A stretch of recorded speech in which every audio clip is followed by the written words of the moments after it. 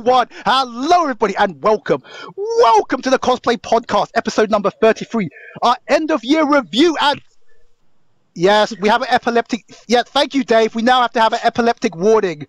You've just killed some... It's like that Pokemon episode, right? Yes, you're now going to kill countless young, impressionable kids with your light show. One of the things about being a supervillain.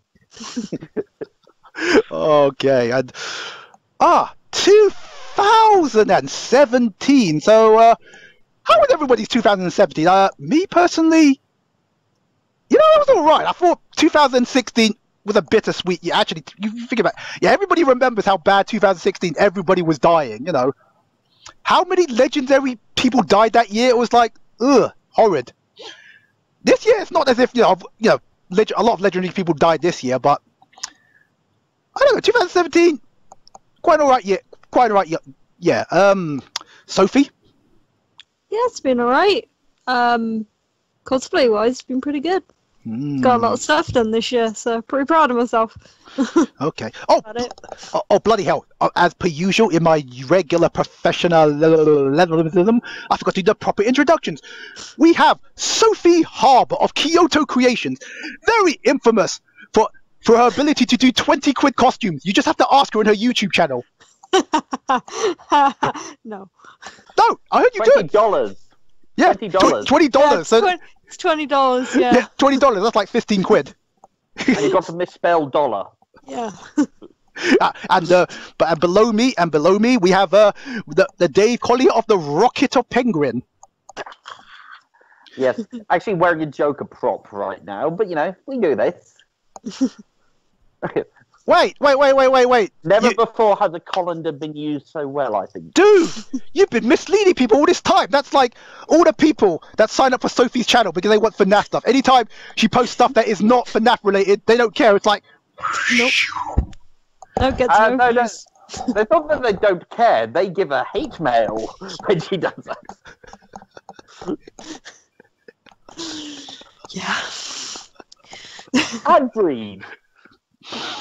Fandom. Yeah, we're going to be talking about it on our next show, which hopefully will be pulled off, and hopefully we'll get a fourth guest. Yeah, originally we were going to do both these shows together, but Dave's got a very important engagement at about X time, which is going to happen. So... Get on with it! Spoil sports. No, we got a tangent. As I said to Chris McCatrick, get on with it. No, we've had a great...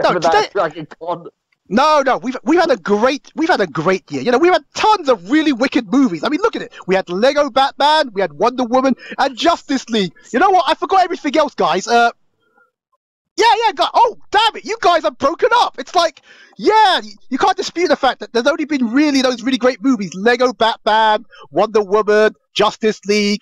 Yeah, I forgot what else was there. Probably some Marvel movies. Yeah, I can't remember. What? You can't say anything, guys? Didn't you like that one?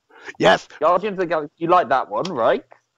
Wonder Woman, I'll agree, was good. Sophie, it's very good. Really liked it. Right, and Lego Batman. That's a 10 out of 10 film. I'm sorry, you kind of think that was flawless. You could not. It delivered exactly what it wanted and went beyond it. Because how many films do you know where Batman fights against Voldemort? You think, what? Why? Yeah. That was wicked. Yeah. Okay, I liked Lego Batman. I just had issues with the guy who was voicing the Joker. Like his voice didn't work for me, and he didn't have a Joker. I would argue who was technically better than Jay Leno. Jared Leto, not Jay Leno. Well, yes, that's true. However, going over to my mantelpiece, I do have the Joker's car and the big penguin, and the penguin's car there. If I can move the laptop around a bit. Nerd! So, yes, you have Lego Nerd! I have the best mantelpiece, I'll tell you. No, you don't. You don't have a squirrel, do you? Yep. You may have your penguins, but I have a squirrel. I've got 2 Dragon Con dragons, though, on my bookcase. Yeah, well, do you have one right now? I've got the Dragon Con dragon. Yep. Yeah, well, I can pick one up. There we go. Precious. Oh, wait. Oh, wait. And I have got the Sun Wukong, which belongs to you, which you've got to bring last time. Oh yeah, I forgot. So we can't bring that back. Guys, I just realised something. Guys, I have the best mantelpiece and bookcase, I'll have you know. Guys, I just realised something. This is, I mean, totally unrelated, but the cameras haven't froze yet. So the update, even though it messed everything up, the cameras are working! Oh my god, there's actually a point to having cameras now! Yahoo! Yay! Oh, sorry. Yeah, all right, let's actually begin the damn show. That's a tempting fate. Anyway. Fate there. Okay, anyway, let's actually try and get on the show. So, did actually anything happen in January? Because ever since, there's never any cons in January, are there? Not really, not big ones.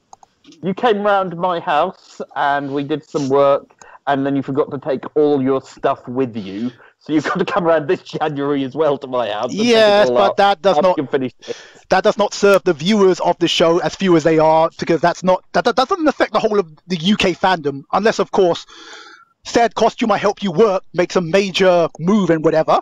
But we'll never know. Okay, we're trying to talk about things we can get done in January. And that was the only cosplay news in the entire the UK, I think. Really? Seriously? Okay. February, we've got tons of things. Oh, yes. Volunteerer. He who will not be named did goofed up. And we will not, obviously, if you want to know what we're talking about, then Google it up yourself. Because, as I said, this show, it's not a drama channel. We talk about cosplay things. But basically, Volunteerer led to Cos Expo. So, there's that. Yeah. There's that, yeah. And also Kenny getting a new toaster, which is important. Oh yes, and his T-shirt. Yes. Can I be bothered to go out and get it? No, I can't, because we need to move on. Anyway, oh yes, and of course, Cosplay Sci-Fi Melee, which I don't think you were on the show when we talked about it, Dave. Did you? I have no idea. These are just like words you're throwing at me now. Oh yeah, okay. Basically, Sci-Fi Cosplay Melee was basically Face Off, but with cosplayers, and I think. Yes, that sucked. All right, okay, you agreed too, because I think Sophie, I think all three of us agreed that it wasn't very good. Yeah, like I watched it, but like, yeah, it was a bit meh. I like the cosplays in it, but I was just a bit meh. Yeah. The other really big news in February, in a very self-centered world, is I got my penguin tattoo done. What does this have to do with UK fandom? Because, let's face it, it's the most awesome tattoo ever. Alright, it is. In general, though, I know people say, like, you know, oh, don't get a tattoo, you know, you want it for the rest of your life, but every single time I look at that in the mirror, you know, it makes me smile. I don't think people should just get tattoos for this reason. However, if you really want it and if it makes you happy, go for it. And yeah, I was really, really happy. So yeah, penguin tattoo is the big news for me for February. I have to admit, I do envy you. You do like it that much that you make it a permanent mark. It's like I would like to say I'd like Connor that much and I would like it, but Connor was one of those 50-50 things. Yeah, he gave me so much joy, but he's also given me so much pain and grief that it's like, yeah, I think the costume is enough of a reminder. But anyway, the other thing that happened was, in February, the infamous Phoenix Comic Con where you had to pay to be a volunteer, which I thought which I think we all thought was kind of hilarious. Which well, wasn't it not to be a volunteer? They paid so you could be background checked. Yeah. Which. Well, that's right. So, because obviously you don't want people with, shall we say, criminal convictions and things like that. Yeah, but to put in responsibility, which is fine. Getting people to background check your volunteers is fine. Getting people to pay for it, not fine. No, and as a result, they did rescinded on it eventually because there was quite a big backlash. So, well done, well done, America. You did a lot of good things, though not this year because you voted in Trump. But anyway. No, that was the year before. Oh, it was. Oh, damn. Everything's blurring up. Oh, and of course, okay, moving on. The MCM ticket prices we were obviously arguing about. Though I think we're going to be probably arguing about that every year on, especially now with the new Repop thing. But that's going to come later. Yeah. Well. Yes, prices will rise. One of the facts of life, I'm afraid. But surely not, since they killed free. Again, we're doing this badly out of order. Yeah, we've got to say that. But anyway. Oh, and of course, the juicy piece of information which Sophie could now reiterate. UK Plus a UK cosplayer got mistaken for Thor at Telford. Yes. Telford. You know, Yeah, of all the he cons was- in the UK to be mistaken at Telford, which... Yeah. Yeah. Yeah. Basically, he was just like him and my mate Scott were like fighting some zombies, and they were like posing for the pictures. And one of the zombies, I think it was Funkster Cosplay, was the zombie he was fighting. Green screened the background, like got rid of the MCM because they were right next to the big MCM signs that you can stand next to. So he green screened that out and then just uploaded it without context, and people thought it was an official still from the Thor Ragnarok filming. Because that same day Thor Ragnarok filming photos came out, just by coincidence, he chucked his in the ring. It got wrapped up with all the official pictures, and then it just spread like wildfire, and it was absolutely hilarious. Because I was there when all these photos were taken, and I was just like, it just looked really funny at con. But then when I saw all this afterwards, I thought, oh, this is great. No, some articles were even saying, yeah, Marvel zombies. Yeah. You know what? I would love to see zombies Marvels. Marvel zombies. Yeah, no, Marvel zombies would be great, but it was hilarious that all these news sites were reporting that Marvel zombies was happening in the MCU, and I was just laughing at every single one. You know why they won't do Marvel zombies? Because it's not family friendly, and by the way, it will be banned in China because you're not allowed to see the bodily remains of your ancestors. Yes, that's a fact. So like you can't see George Romero films in China? Apparently not.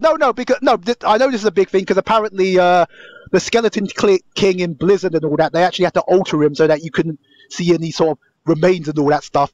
So I'm not making this up. And because obviously China is a significant market, then yeah.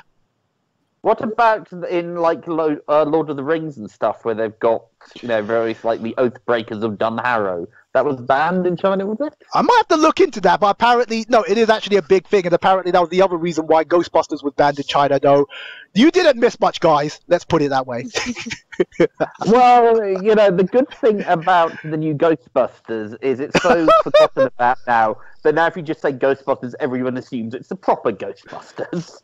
Yeah, everyone's rewiped that from memory.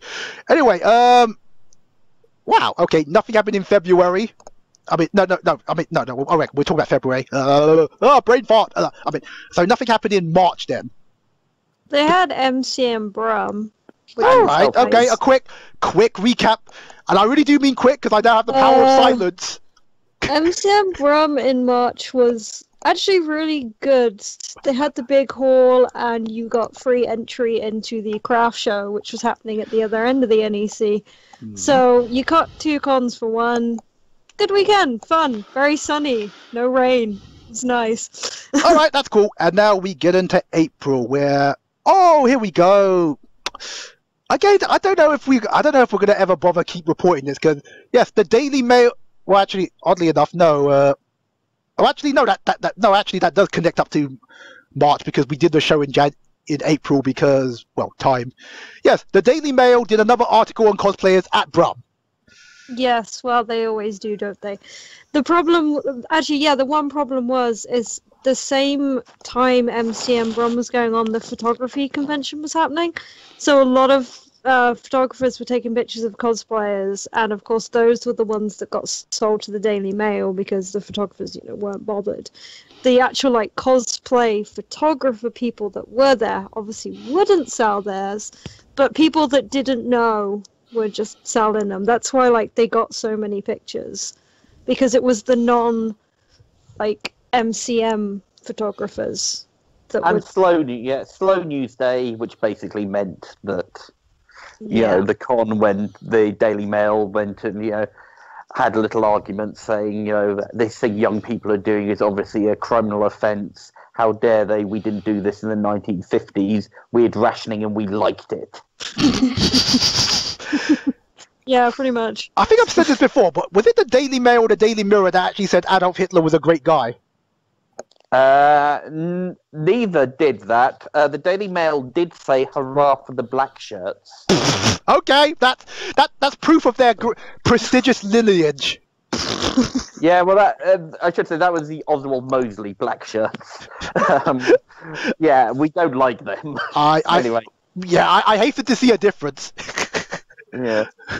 They did say much more recently that the judges who completely correctly made a ruling on law, the law in front of them, 3 judges from the UK Supreme Court were enemies of the people, despite the fact they judged on the law completely correctly. So, enemies of the British people. And what was their latest one they did today? Oh, about, are you proud of them yourselves, with the 12 MPs who voted for the sovereignty of Parliament over the executive. And very funny, the MPs wrote back, actually, we are, because. Dave, that completely went over my head. You are far too eloquent and elocution for the show. Splendid, what? Anyway, back to cosplay.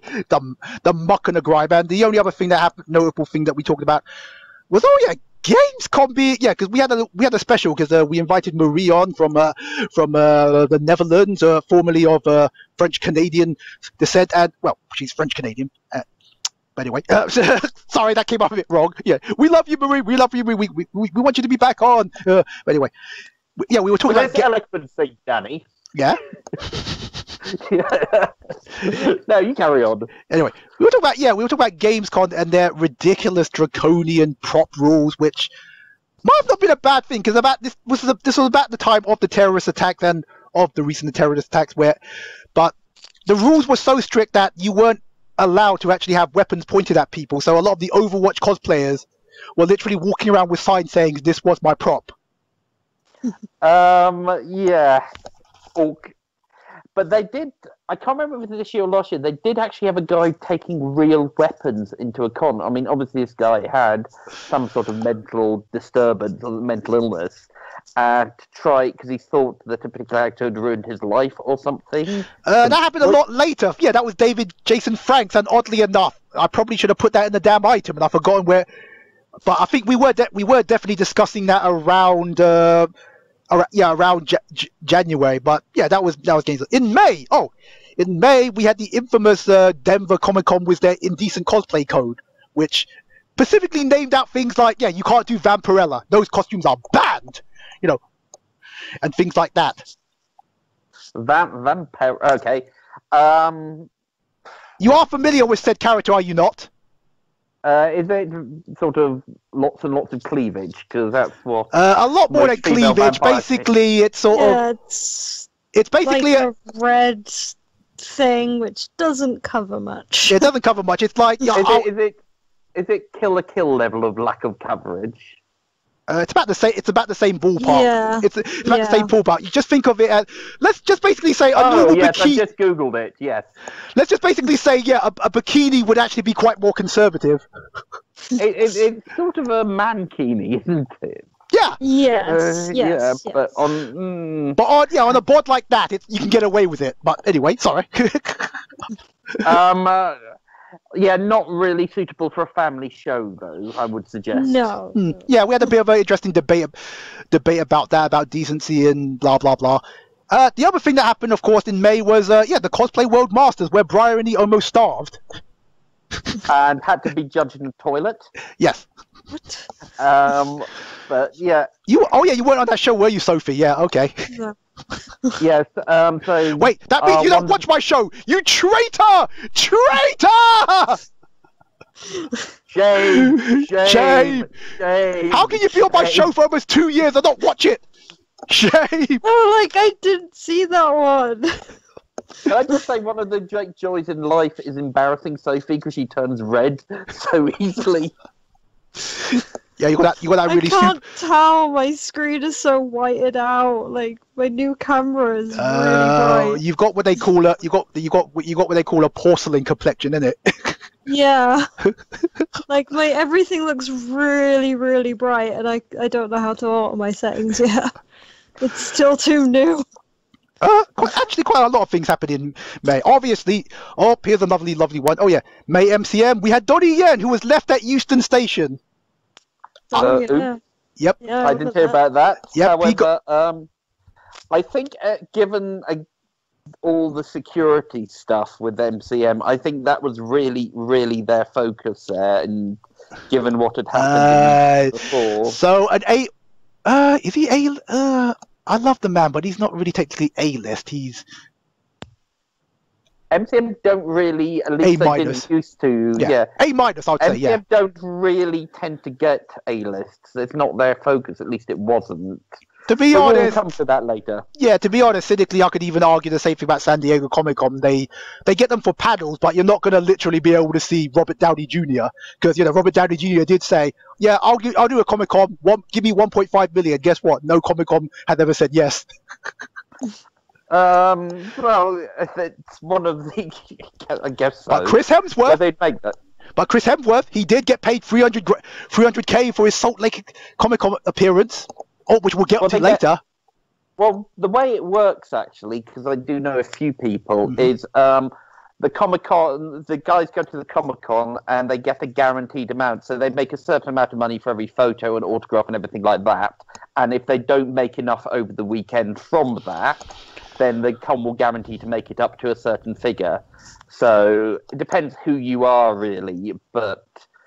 Yeah, like somebody like, shall we say, Stan Lee, you can say 500,000. The cons will take that because they know that people will pay $200 a time for a photo with him, and that adds up really fast. I only paid 45 quid, and I was one of the lucky ones because they eventually went up to 70 quid and more. Stan Lee. Yeah. I think I can't remember what we paid at DragonCon. I think it might have been... It was $100, so yeah, I was like, yeah, I'm good. I've already got my photo of him. Hold up. Well, we got the three of us at DragonCon. I should bring out this picture. So in Penguin, Joker, and Harley Quinn. Stanley! Oops, sorry. We all take my camera. Yes. Penguin, Joker, and Harley Quinn at DragonCon. And yeah, we got us there, the big sign saying, "Even DC villains heart Stan Lee." I'm going to see if it's in my pile of pictures here. Yeah, found it. I quite like the rampant abuse of camera. Do you know what? I'm actually amazed. Yeah, okay, I take it back. This little Skype update has actually sorted the cameras. They're not freezing anymore. Hooray! Nice. Right. So But anyway, MCM London, I think, at least with me, the main thing there. Oh, yep, that was. There wasn't a security issue because I think everybody was really, really worried that there could be potentially some incident happening. But the security. Speaking of which, yes, as you imagine, very tight. Yeah. But they had enough people on. Yeah, all your bags, all your props were searched.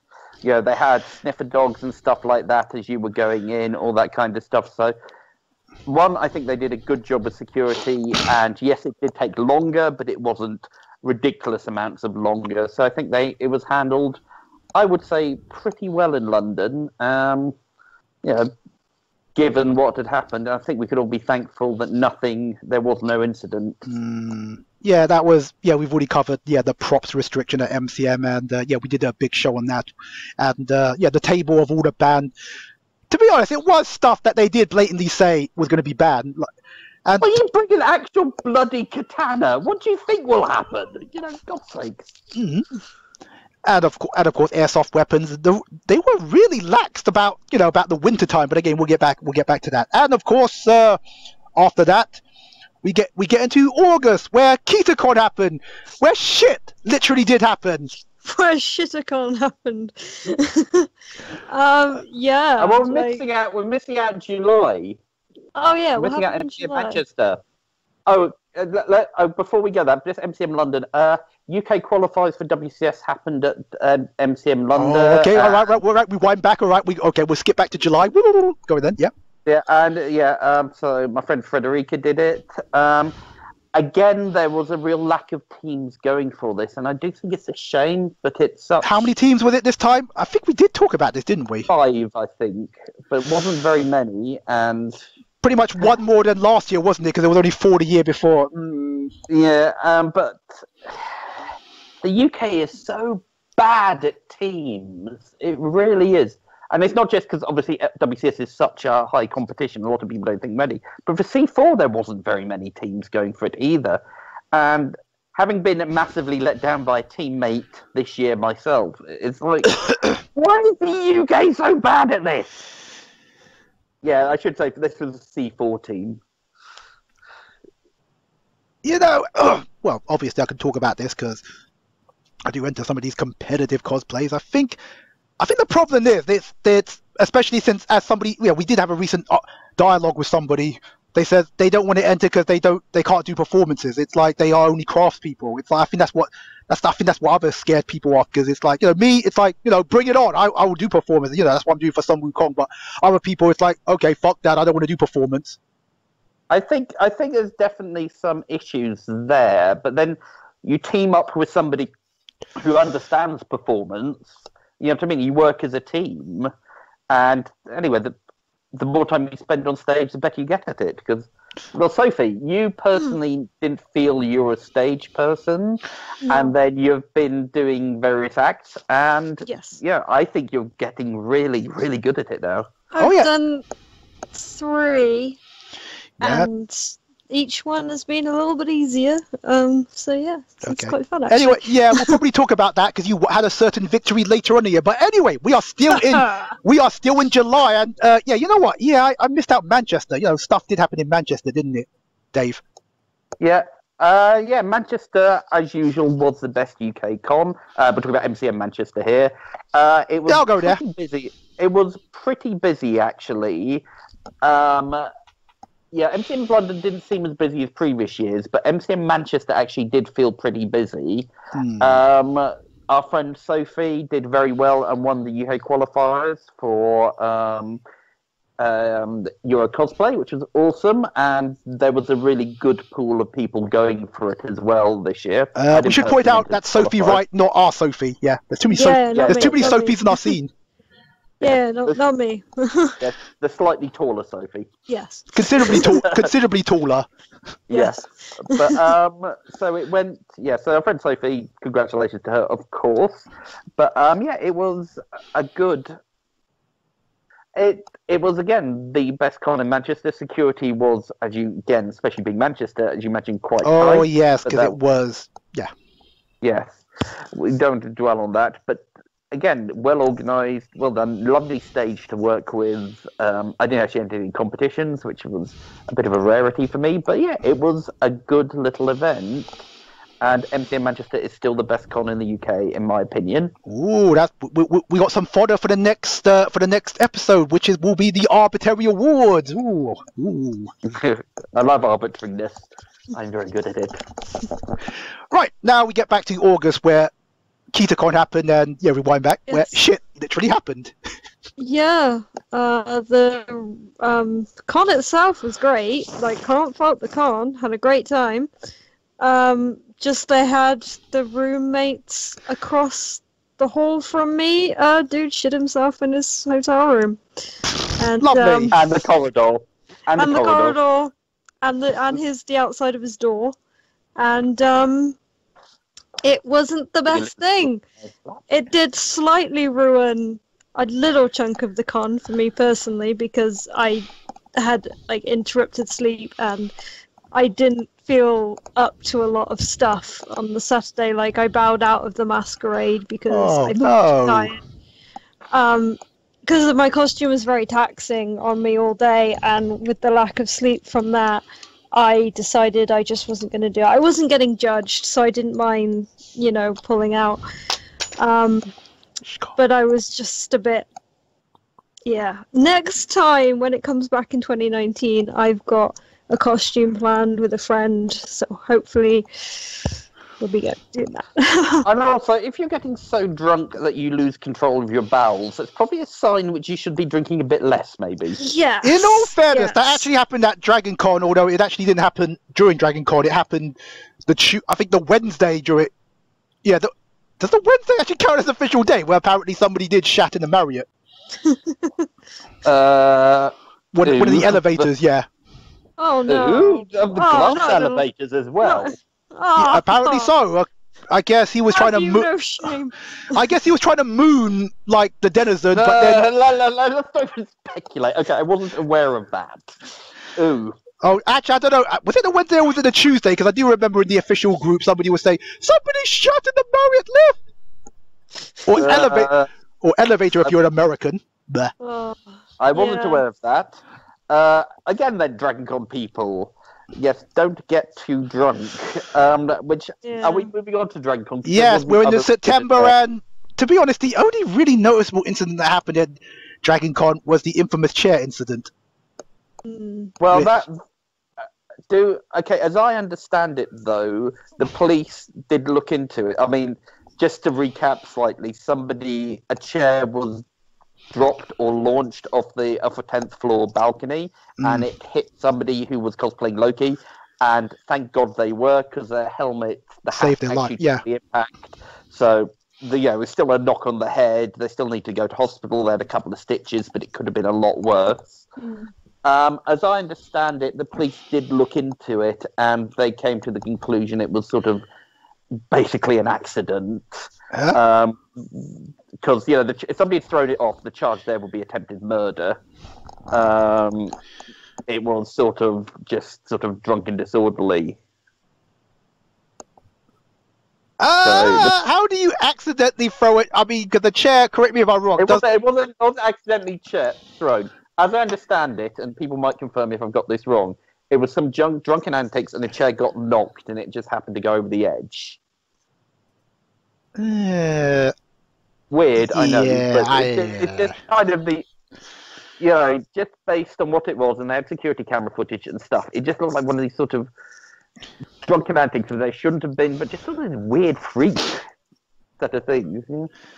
Mm. I don't know. It's it's because somebody could have potentially lost their life. I would have. Well, yes, would have been a lot more I harder agree, than that. but Yeah. the thing is, we're talking police in the American South, right? Hmm. It would have been an attempted murder thing, because, they do not muck around, the police. Oh yeah, I could have looked up. I wonder if Georgia still has a death penalty. Actually, I might do that right now. I think we're going. Probably. Not for attempted murder, though, I wouldn't have thought. Oh, okay. Just as Sideshow Bob said, attempted murder? Do they give Nobel Prizes for attempted chemistry, I ask? But, so there was that was the incident at DragonCon, but I've got to say, personally, that would have been my 5th DragonCon. Well, it was my 5th DragonCon, and that's the best year I've had at DragonCon. It was awesome, and yet again... Oh wow. Okay. No, Georgia is still. Oh wow. Okay. No wonder everyone is so well behaved at DragonCon. They do have a death penalty. Yeah. Well, but the other news at DragonCon. Yeah. Again, how does this affect the UK fandom? It means it means basically I'm going over to America and keep winning, which is kind of weird because I don't win that much in the UK. I've won some stuff, but yeah, I don't know really quite how this works out because it's my 3rd year in the row I've actually won something at the DragonCon contest, and that's one of the big prizes. Not the biggest prize, but it's one of the big prizes there, and it's kind of a bit odd that. But the other thing is, because the last 2 years I've actually been working with an American teammate, different people, and it's such a difference. I mean, working with Jake is a joy, but I'm sort of working with Sophie, but we haven't actually competed yet as a team, so I'm not going to answer about that. But having had issues with teammates other than that before, the UK is really weak at teams, and just working with Americans and just so much enthusiastic, so much good moves, and actually get their stuff ready on time when they say they're going to. Okay. Speaking of Sophie, you still there? Because I spoke too soon. The cameras have froze on you. Oh yeah, no, Dave is frozen for me. So That's strange because Dave is still moving for me. So we're gonna blame your Midlands internet. all right. And there's me north of the wall. Quick, run, Dave! Quick, get some dragon glass. That'll do. That'll defeat the White Walkers. Dun dun dun dun dun dun dun dun.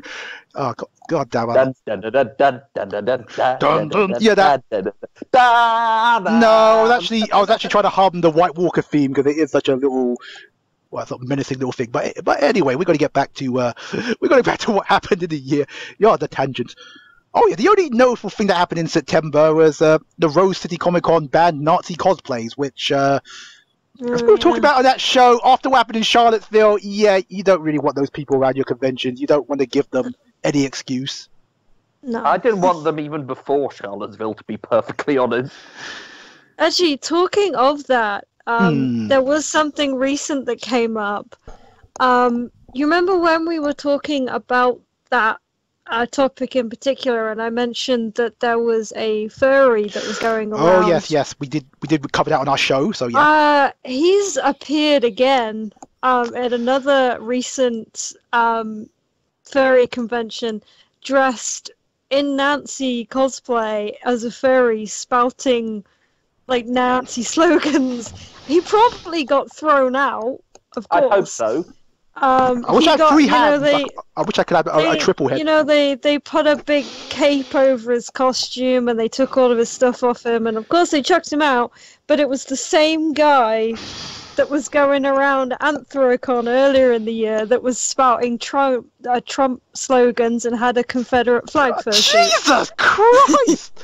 That person is just like an internet troll who's decided to do it in real life. Yeah, he's well known throughout the fursuit community as being the major dick. So that chap has issues. Can we agree? Right, and that's a practical example of worst fandom, which we are going to do in the next episode. Yep, because he's a Trump fan. Yeah, well, just a slightly different and really, really good guy. You remember the protester at DragonCon, the religious one? Oh, yes. Yes. Firstly, I did manage to find the video of the. Send me the link. I've been wanting to share that shit out. I'll find it and send it to you again. Yes, I want to see. Oh. Yeah. However, also there's a really, really cool guy there who has got the from Skyrim cosplayer. And he's got a sign saying Thalos hates elves. And he can't hear him. And he's from the White Run Baptist Church. And he spouts all this stuff there about, Skyrim and stuff, just taking the piss out of him. He plays he's cosplaying one of the monks from Skyrim. And taking the piss out of this religious guy. There was a guy that did that in March Brum. He dresses one of the Talos monks, and he started reciting the whole speech of the guy in Whiterun that does that big speech and you can kill him. He had the whole speech memorized, and he just stood there like just a character in the game, and people were just walking past and staring at him, and he wasn't reacting. He was just still spouting off, and oh god, it was amazing. It was so good. He was so dedicated. Well, that was a bit of a tangent, but yeah, it was really good. Did he have a Talos hates elf sign with the rainbow flag on it? He didn't have that, but he should next time. Anyway, so yeah, he was probably one of my favourite cosplayers at DragonCon. Sun Wukong went down very well at DragonCon, I think, as well. Yeah, I'll be honest, I was really, really shocked and surprised. Again, because we're still talking about, because it leads us nicely onto MCM London, which is second part. And yeah, I was really surprised because I thought, because the costume was technically 1/3 finished because, it was missing quite a lot of the arm. But I made that a deliberate choice because I thought Atlanta's going to be hot. I kind of, missing the top armor might be in my benefit to just survive. But I was really, really surprised how super well done, because I think, you were with me. I didn't even leave the hotel room, the hotel lobby, and someone said, "Hey, you're the Monkey King, you're Sun Wukong." And the other thing was, it wasn't just congos. It was like people in the shops or just people down the streets. So it's like, every time I went to the food court in the Petrie Train, it says, "Hey, it's Sun Wukong." So I've got more of an ample respect for the Americans because I wasn't even surprised that they would actually know his proper name. I thought it would just be the Monkey King, but no, it was mostly more Sun Wukong. A couple of people thought I was Lu Bu from Dynasty Warriors. That's still pretty cool, though. Yeah, I mean, about the only thing they got in common is the stupid little head thing. But I have to admit, I got really super energized by the enthusiasm. So when MCM, because I decided just to go to MCM London for just 2 hours, Well, actually, I was going to go there for shorter. I just wanted to test out. I just wanted to see. I know a lot of people are going to say, dude, you can't compare a whole day at Dragon Con to just 2 hours at London MCM for the reaction. But the reaction in London, it was okay, but nowhere as enthusiastic about as the Americans. I think the Americans are just far more enthusiastic about cosplays. But then again, yeah, we're also talking Dragon Con, which is the best con in the world. People are happier, yeah. In my opinion. And, yeah, I mean, the other thing is it's the whole town goes for it. The whole town, yes. So, you didn't do the parade, did you? Yeah, I'm going to be honest. I don't think I'll ever bother with it because I think, especially now, because I'm doing the full experience, from Thursday, and especially since it starts really on a Thursday, it's like I really need to lie in on a Saturday because I won't have the energy to last Saturday night and Sunday night, which are like the two heaviest days. Yeah, well, I find the parade gives me energy. I don't know how. Yeah, I don't know how either, but yes, interesting stories. I managed to lose my parade pass, which was given to me by my amazing friend Sean. Oh, by the way, congratulations on getting married, Sean and Albie. Such an awesome couple. It just happened a few weeks ago, and they had their honeymoon in Japan. So cool. But anyway, so I managed to lose my parade pass because I've been given it in a speakeasy. Right? We got quite wasted. It's an amazing speakeasy called the Red Phone Booth, and we had cocktails and all sorts of stuff. And Lex was there in her Satine costume. That was pretty awesome. You were there as Captain Connor. And, oh yeah, it was. Yeah. I forgot for a second. Yeah. Yeah, and it was an awesome night. But I did get very drunk and lost my parade pass. Really? Have you been drunk, Dave? That's like. No, Dave, you have never been drunk by my standards. You've still been Dave. I managed to get drunk enough to lose this bloody parade pass, but I just showed up. Okay, you're a polite drunk. That's not me. I normally become. I think technically I vary between obnoxious drunk to just sleepy drunk. Yeah, that's it. Well, I'm obnoxious penguin, so that's fine. Sophie, what kind of a drunk are you?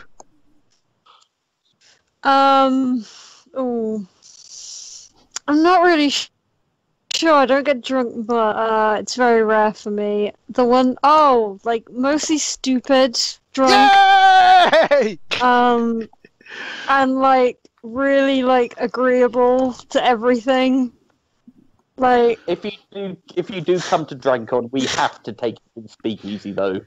Yeah, it was. I'm quite a happy-go-lucky idiot kind of drunk. That last time I remember being drunk, I was on holiday and I took my shoes off because I thought I was quiet without my shoes on. And I woke up and I had no shoes and still in the same clothes as the previous night. And what? I'd like to point out to all the viewers and everybody. None of us ever get so drunk we lose control of our bowels, so... No! Damn straight! No. I lose my parade pass, but not control of this pass. Yeah. But, thankfully I was able to show up at the parade marshalling thing, and because they saw me in the penguin costume, and a sob story about losing my wallet and stuff, and they didn't even bother to ask. They go, "Oh my god, you're amazing, can we get a picture?" Right, go stand over there, because that's what So yeah, I got to do the parade, and it was amazing. I think about 40,000 people were out for it, that somebody was telling me, and they just lined the whole route of it all the way through Atlanta, and gave out all my badges pretty much straight. Oh, really, okay. Yeah. Okay. Well, obviously I never saw it because I was asleep. But anyway, yeah. Do the parade one year, Danny. Yeah, I'll try it next year. I keep saying that, and then somebody reminds me, no, it's too hot, and I think, yeah, you know what? Yeah, it's too hot, and I could just do with a lie in. Because it's the morning, actually, it's not when it gets really, really hot. I'm not going to say it's a cool day, but it's not too bad. And you've got, like, the Boy Scouts and stuff, and they've got bottles of water all the way lining the route and things like that if you need them. So, go... Yeah, but then you end up with those candid pictures where you're chugging down on a bottle of water. That happened to my poor friend Christy. So it's like, but her... So one of the few pictures of her at the parade is she's Morrigan and she's chugging down a bottle of water. No! Big deal. You know what? If I was to ever do a parade, I would at least, I don't know, make in character, I don't know, a drinking flask or something like that. Because, the monkey would have had one of those drunken kung fu. Yes, that's it. I'll get one of those. Just want to show you this. Two Faces drinking flask. You remember that? Have you actually used it? Yes. Oh, okay. But yeah, I wouldn't hold that much water, but yes, that's... Why would you hold water in it? Yeah, exactly. It held an alcoholic beverage, a rather strong one. Oh, okay. But yes, I have used that. So Okay. yes, in All right. character drinking, guys, this is what you do. All right. Well, off on the tangent, but yeah, MCM London, we did that on our last show. It was... Nothing really noticeable happened at the MCM London, didn't it? Or... Euro cosplay final. I thought it was good. Oh, yeah, that was it. There was a bit of a minor There was a lot of kerfuffle about the Chicago costume that won because it was so simple. Yeah, that was it. But the point was, it wasn't simple. It was one of these ones you go on stage, and it's not a real grabber. But I did get a chance to look it close up, and it's like Lex's Satine costume. There is insane amounts of secrecy. Yeah, I can believe it. In, yeah, and it's just really nice. So whether it would have won or not, I don't know. But suggest that this is a bad or a simple costume is wrong. You know what I mean? It's really, really nicely done. No, that's the reason why we have prejudging for a reason, because you don't see because this happened a couple of times. Because I look at Love on Masquerade and I think, why did that win? And then when you actually go up close and see the costume, because I think it was one of the Brums where it was How to Train Your Dragon costume, the bloke that won it, who had that wing thing.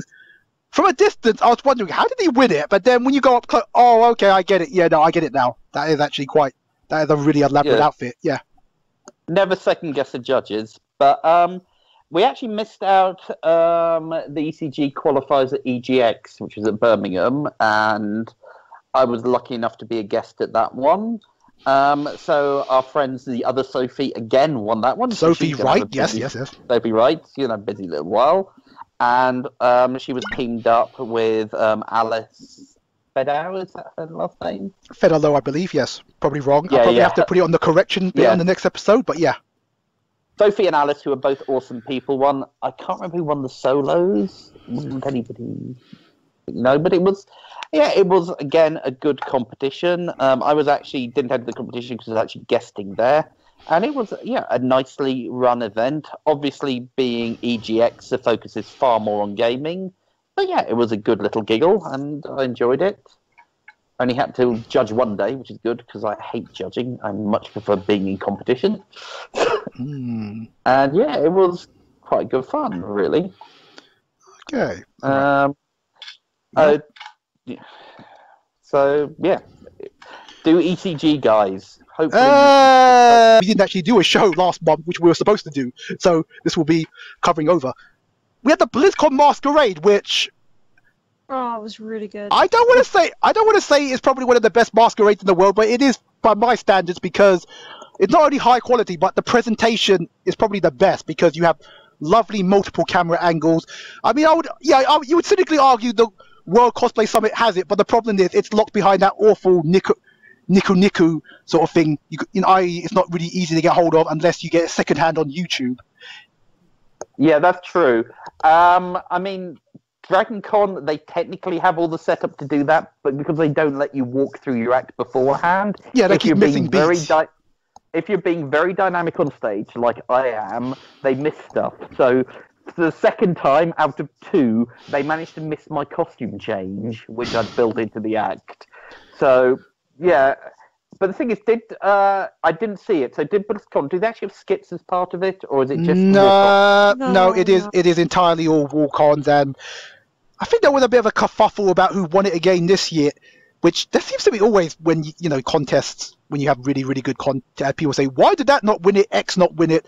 Because I think the Grow, which was that sort of like weird werewolf thing, that looked pretty good enough for me. I'm thinking, that's a good costume. Yeah, sold. Well, but, fair enough. But again, we haven't seen them up close. The judges have. You know what I mean? You can see the winner on their Facebook page, and you can see all the close-ups. It's really, really good. But yeah, just in general, though, yeah, okay. But for a walk-on, 3 poses, and off thing, that's obviously much easier to film than somebody who's doing skits.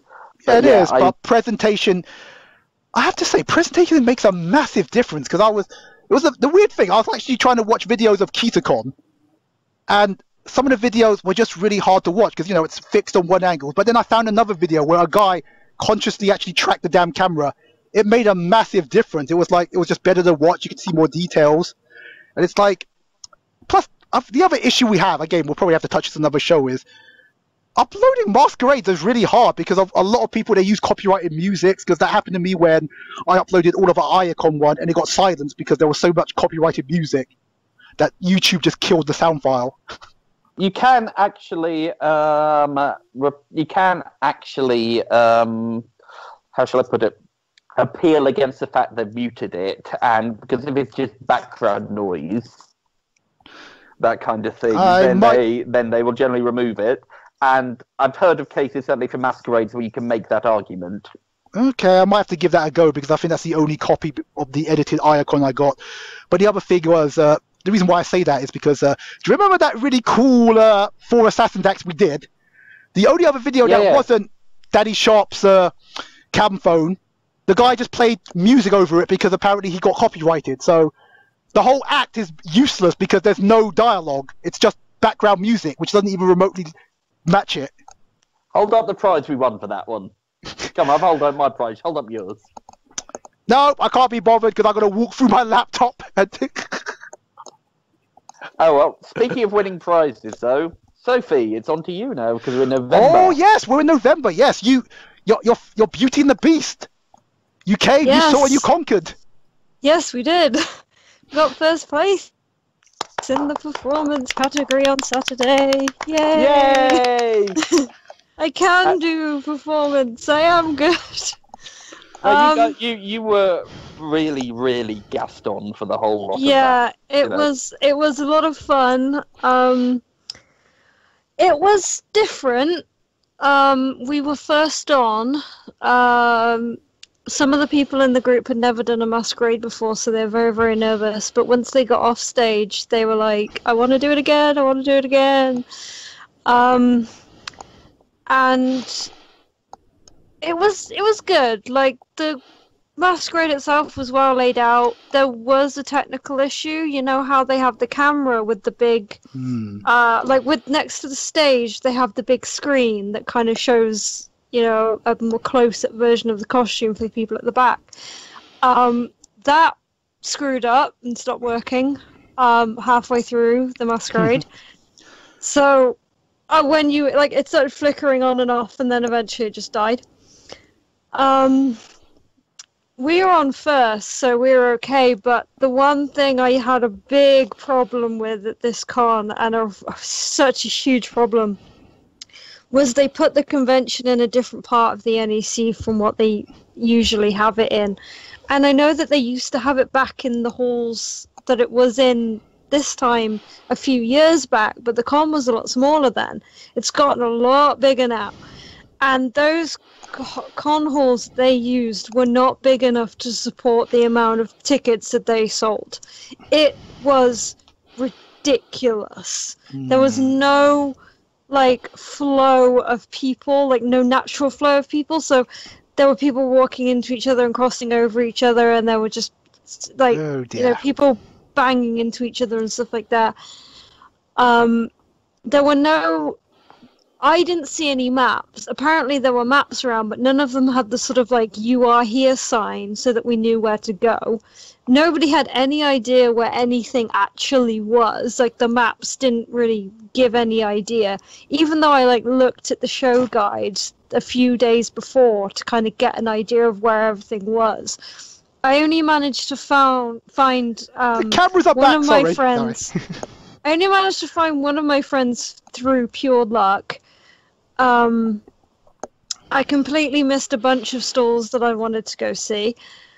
The just general layout of having it in those halls was a really bad idea because it was just really packed and it was not fun. I spent most of the con in Hall 9, which was like where the tickets were, because the Hall 9 was pretty empty most of the weekend. Ooh. And the one thing that was really annoying is they had the stage in Hall 10. They had the cosplay desk in Hall 12, so you had to walk all the way through the convention to get to the cosplay desk. When we got to the cosplay desk, we found out that they didn't actually have a backstage, and they didn't actually know the exact time that they wanted us to get there for the masquerade. Oh dear. So they actually asked us to come like 20 minutes earlier than you usually would get there. They then took us, they then paraded us. I'm using the word paraded because it's literally what happened. Through the convention, they then led us through a set of doors that took us through one of the restaurants. And then we ended up back in Hall 9 again. So I did a whole jaunt all the way around the con and ended up right back where I did all my rehearsals back in Hall 9. To get to the actual stage, you walk through the restaurant and just round a corner and there was a door to the backstage. Because there was 8 of us in our group, the piece of board which was meant to cover the people backstage did not cover the people backstage. So I was stood right in front of the whole audience. They could clearly see what was coming next.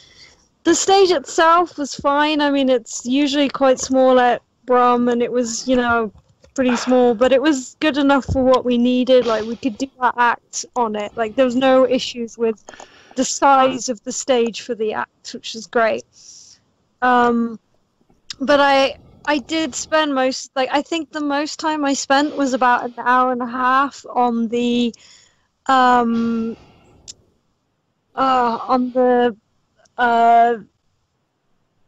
Sunday night when the con had sort of cleared out a little bit. That was the longest I spent in the entire convention. Oh dear. And I have to say, if it wasn't for the fact that there's these 2 groups that I had cosplayed as for the weekend, the Beauty and the Beast and the Overwatch group, were both planned for over a year. And if it wasn't for my friends, and if it wasn't for seeing people that I hadn't seen in a while and doing the masquerade, and if I was on my own, if I didn't know anyone, I was on my own, that was my first con or whatever, I don't think I would have gone back. Oh dear. I did not enjoy the con layout at all. I think they're looking into it, though. Yeah. There was a lot of cons about just how crowded it was, and they are looking into it. I think the NEC, because they were limited in what the NEC could give them, given... Yeah, the NEC does... The NEC does designate the halls. I've heard that we are not in the same halls as last time, as November, so maybe we'll be somewhere else, I don't know. But because of it being there... Oh, and the one thing that really pissed me off... Go on, let's hear it. The Saturday was fine walking into the con. There was a very quick route from our car to the convention. You could get in by Hall 20 and walk around inside back to Hall 10 or whatever. When we got there on the Sunday, they had blocked off that exit and we had to walk all the way around the convention, the actual NEC centre, to get back. It was a good 10-15 minute walk that nobody wanted to do, which I know doesn't sound a lot to many people, but there were a lot of grumpy people, and by the time I got into the con, because of the costume I was wearing, I felt really sick for ages. I had to sit down. I couldn't do anything for a while, and this... Oh, and I forgot this. There was nobody bothering to check wristbands and stamp.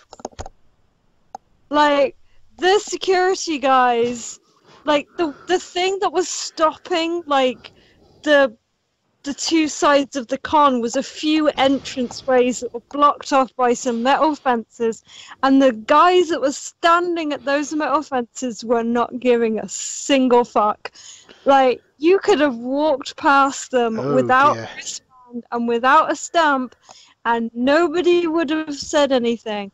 I even saw people moving the banisters next to the ticket doorways that you would usually scan your ticket to get your wristband. People were moving those and just ducking round and getting into the con for free. Wow. Like, I saw that all going on, and I was like, oh my god. Okay. And yeah, I gotta say, like, I just... the NEC staff that I spoke to, because we wanted to check on a parking issue and stuff, they were really nice, but the guys that were stood just checking for tickets and wristbands just didn't care, and like people were just walking around, and that was a bit of a shame, because there were a lot of like normal non-con goers that were there that were just kind of there to pick on the weirdos. The weirdo. Which I know happens at every con, but like these. Not Dragon Con. Yeah. Okay. Sorry that was my only gripe with it. There was a few issues, but. All right. But funny you should mention that, because that may all change now, because this is a lot of the stuff we've got to talk to, and we've got to wrap this up soon, because Dave has got other business other than talking to his friends. I'm also down to 12% battery on the laptop. So, do you not have this thing called a power adapter? I do, but it's in the kitchen and there's no sockets around here, so we'd have to move this into the kitchen. So get on with it. Yes, and of course November, ReedPop officially brought MCM, and we have now just recently seen the effects. We're going to skip this next item because that's not relevant. By MCM announcing that they're going to get rid of Telford, Liverpool, and Northern Ireland. Yeah, we didn't talk about this on the next show because it didn't happen, and I have to admit, I'm actually surprised about Liverpool, because from what I've heard, Liverpool has always been consistently sold out. Telford, and Liverpool's a good one. Telford, me and Sophie disagree on. I don't think a lot of it, and Northern Ireland is, by all accounts, just a nothing. That's kind of sad, but I guess, and it's weird. A lot of people were 50-50. A lot of people were like really outraged and then a lot of the other half were saying, "Dude, this is a business. This is not a service," and stuff like that. So what I'm hearing is obviously they want to be focusing on their big shows, because obviously doing these hundreds of little shows everywhere means they can't focus on improving the big shows, which I think is a good thing. The other thing is, just based on what I'm hearing, the emphasis, because in the old days you'd go to MCM, you wouldn't go to see stars basically, apart from using Johnny Yen, but they don't tend to be the A-list stars. You'd get them at the Showmasters events. What I'm hearing now, though, is they're actually looking at getting, like you'd get at Dragon Con, more of the really big A-list stars, which I think can only be a good thing. Because the Heroes and Villains Con they had, which was apparently I heard shocker. Apparently I heard that was a complete and absolute disaster. I think everyone on my feed was saying this con sucks, and we're talking. We're talking about some of like the most laid-back people. I don't know if it was Jake or this guy called Matt Haster, who is like probably the most optimistic man I've ever met. Because you know me, I am one of the most negative people. I will happily admit I'm quite a negative person. I will always see. Shut up, Dave. But anyway, I will always see the absolute worst. But there are some people out there. Literally, the bombs could have dropped, their mother could have died, but they will manage to see the great happy thing in life. This guy was, so this is the kind of guy. But this guy was saying, "No man, this hero is a villain. Sucks." So you're thinking, okay, I believe you. No, I got it from a lot of people that it was an absolute waste of time. But they did have some really good stars there, like Robin Lord Taylor, for example.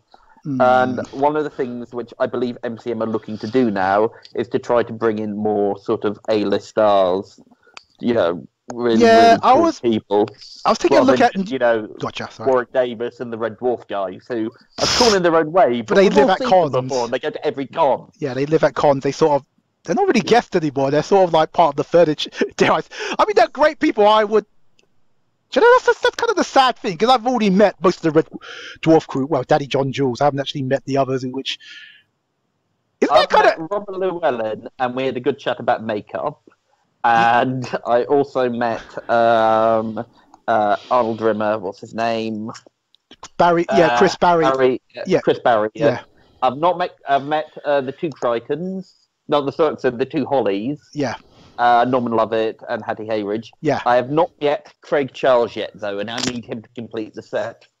He's quite elusive from what I heard. I think he goes to Red Dwarf cons, but he doesn't go to general cons, because I've never seen his name. Because obviously, when I used to go to all the UK cons, I never ever saw his name. I would always see a Llewellyn. Danny John Jules practically lives at cons, sorry. But yeah, I would never ever... Well, the thing is, though, he's with Craig Charles, though, because he's still in, what's the TV show, Corrie or something like that. I think he might have left that a while ago, but yeah, I do know what you mean. He is... He's still, that's his job. He's an actor, so... But anyway, that's not a matter. But anyway, I was taking a look at New York Comic Con comparison, and again, it's not really on the level of San Diego. I think San Diego pretty much have got locked down. That's when... It might just be... San Diego's the industry con, though. Yeah. That's where you go to announce. That's where you go to do that stuff. New York Comic Con...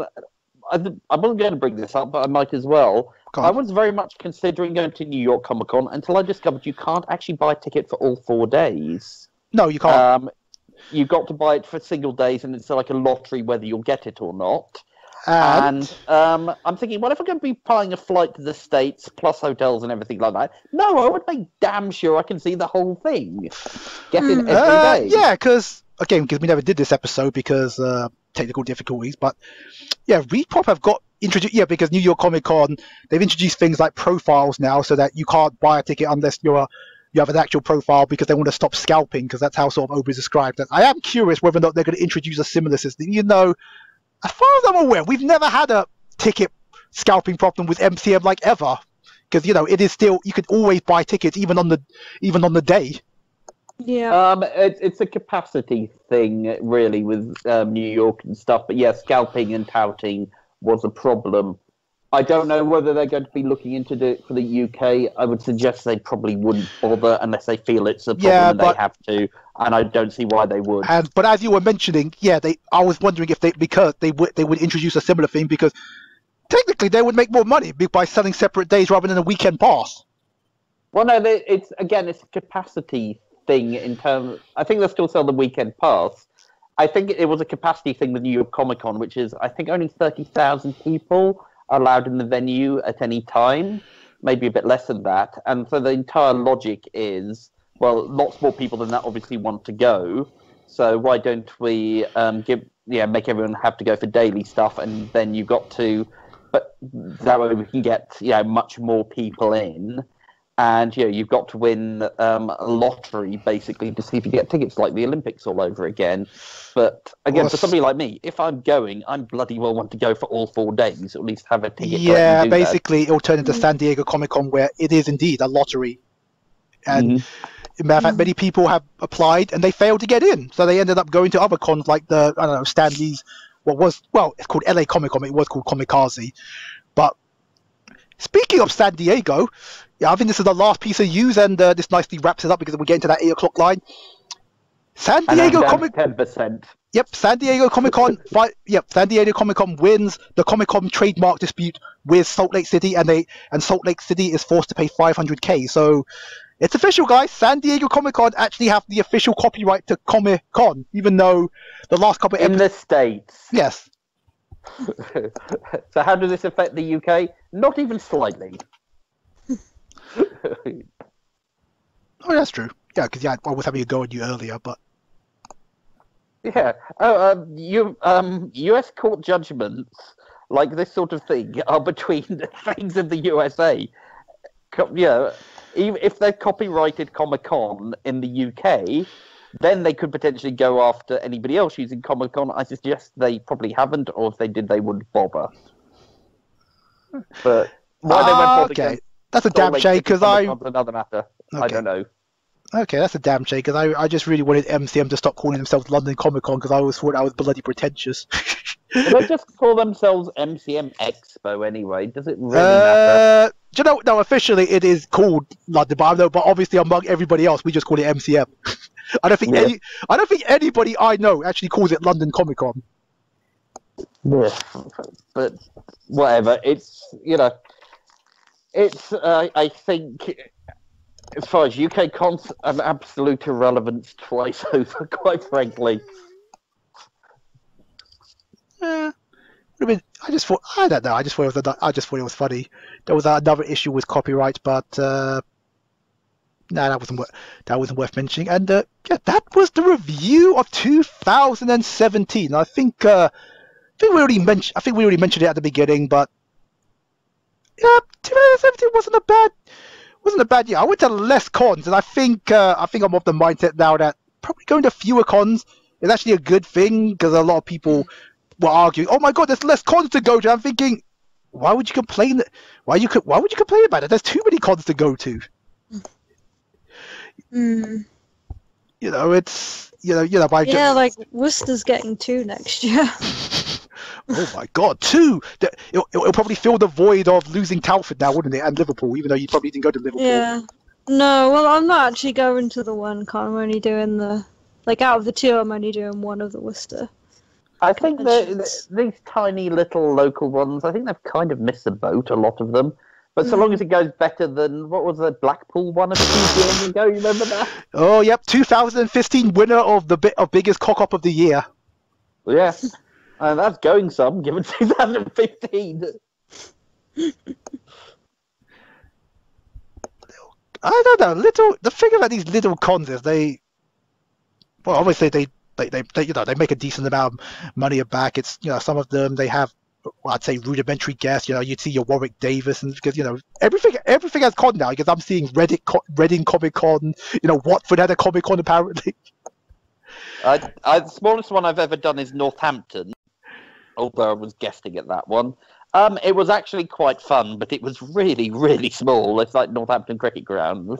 Yeah, but to be honest, Wales Comic Con is held in a sports hall, and that's got like really famous people there, like Serial Pharrell and.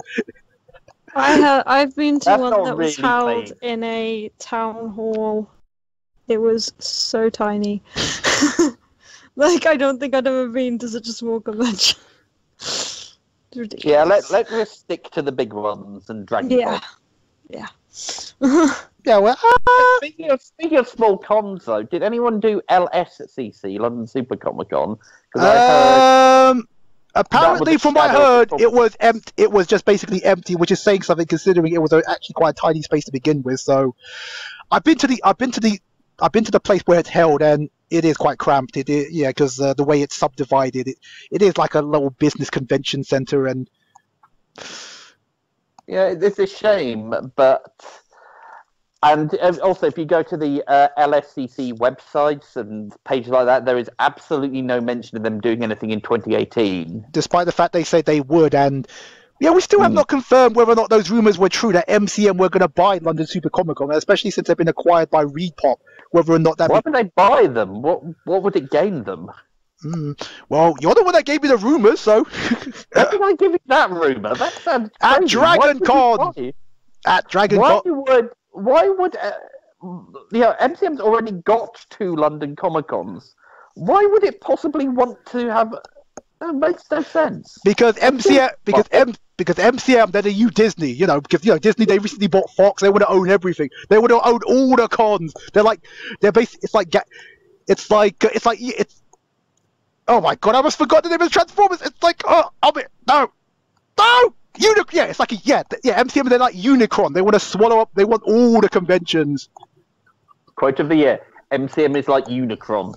But no, genuinely, I don't recall me telling you that MCM was going to buy LSCC. I remember walking down. No, I remember walking. Absolutely no sense to me. No. Why would you do that? No, Dave. No, Dave. I remember we were walking back to the Crown Plaza from the Martyr with the drunken guy that always sits around the corner. You were showing me your phone and saying those rumors.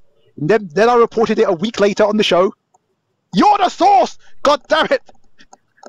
Fake news, right here, ladies and gentlemen. By the way, I don't recall that at all, and as a business perspective, it makes no sense to me at all. Just don't let them have the Excel, or which is kind of sort of happened-ish, right? And then leave them just to wither, basically. Pretty sure they circumvent that rule because London Super Comic Con was not a multimedia. It was only focused entirely on comics, even though we had cosplayers and stuff like that. But it was actually wasn't MCM really. It was more the Excel, just because there's, as we've discussed many times, a complete lack of space to do cons in London these days. Now that Earl's Court's been turned into a really posh set of flats, which aren't selling. Ironic that. But yes. But anyway, it's another matter. But so, there has been a real lack of concentration, which is why some really, really rubbish venues ended up getting used. For example, that con space out in near Heathrow, which is just no. There's space in Heathrow? Yeah? There's one sort of near Heathrow, but that's where this Heroes and Villains con and used, and it wasn't very good. I remember there was a hotel, the Radisson Edwardian, which was... Well, basically, it was a big hotel that did have a lot of conventions. Because I went to one ages ago, and you had some really cheap 5-star rooms because you had to buy it with the convention and everything. But yeah, there's no way in hell you could ever hold a modern convention there. No way. Well, anyway, but yeah, there's a lack of con space in London, or spaces you can hold cons, and we've gone through that a few times. So, yep. Yeah, getting into the Excel, I would imagine, is pretty damn difficult unless you're the MCM. Because they can put down enough money up front, or Star Wars, because that was held there, wasn't it? Celebrations, which, from what I remember, because that happened last year. Yeah, it was a well-ran con. It was not quite as busy as an MCM because it was just so focused on one media, but evidently a lot of people did the mass lining up to do the big panels, which was pretty much, I think, the big focus. If you didn't really go there for the panels, you go there to see Mark Hamill and people like that. To be honest, it was really about the panels. I mean, the rest of the convention, it was a good convention. You had the costumes, but I gotta say, every cons now have the costumes because the last MCM, you have the 4 Ragnarok costumes there. Everyone would say, "Get me the back of Hela's helmet." Okay, oh yeah, there you go. But in terms of that, the London, the Star Wars celebration, I think the main thing was it was so bloody expensive. Yeah, and oddly enough, we should mention that's a ReedPop event. Yeah.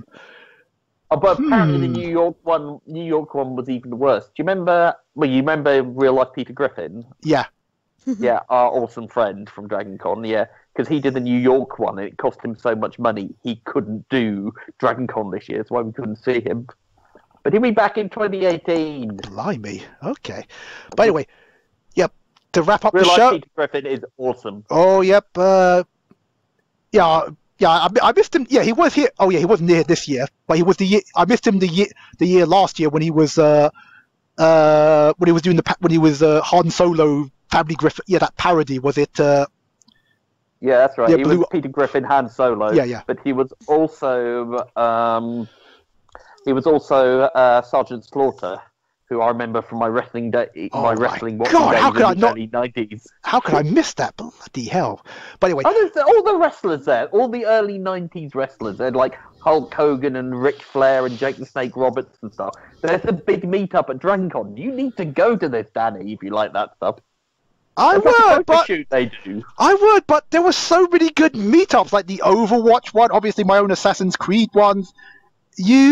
There's not enough time during the day. It's overwhelming. That is true. But I'll make sure you know when the photo shoot is for the WTF. But cool. Yeah, I believe you, but it probably will overlap with something. I think, because we talked about it on the Dragon Con episode, and we were going to wrap this episode up because you got to go. But yeah, there is like a serious overlap with photo shoots because there's such a lack of space to do them there.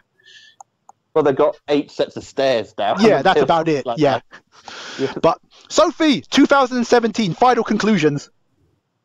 Yeah, it was all right. That was it. And it ended on quite a high note for me because of winning. So, and I got some good costumes then this year, so pretty happy. Sweet. Roll on next year. Dave, because well, you're forcing our hand. 2017. Pretty good year. Really, really enjoyed Dragon Con. Really enjoyed the Joker and Harley act. Kelsey, who was my teammate for that, was awesome. And hopefully I can bring that act with a different Harley to the UK next year. And hopefully my other little plans go well as well. And we can have a shot at maybe go for ECG, me and Sophie, and another friend of ours. Good luck. Yes. Wish me luck, damn it. I wish I'm you luck. nervous about that, but I'm excited. Yeah. We'll make it happen. I'm nervous, but I'm looking forward, and like I feel a lot better about it after winning in the other con. So yeah. We can do this. Okay, folks, and that's the end of our show, the 2017 review. Our next episode, we will do the next episode, guys, and hopefully I'll get a fourth guest.